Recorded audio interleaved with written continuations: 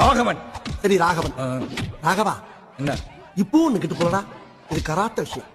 ஒவ்வொரு மதியும் ஒவ்வொரு டைப்பா இருக்கும்டா. சொன்னா கேளு. வா அப்படியே ஓடி போயிடலாம். இந்த ராகவனோட திறமையை குறைச்சு எடை போட்டுட்டுல பொறுத்திருந்து பா. ஐயோ எல்லாம் தெரிஞ்சவன 800 வரைக்கும் போறாரு.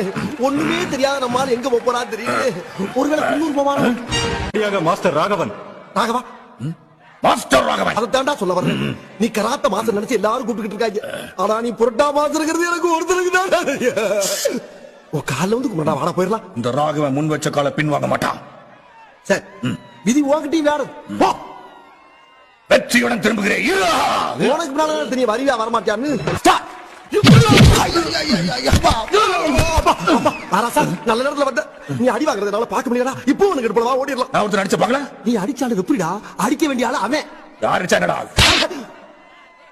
என்னை தாண்டா ஈஸியா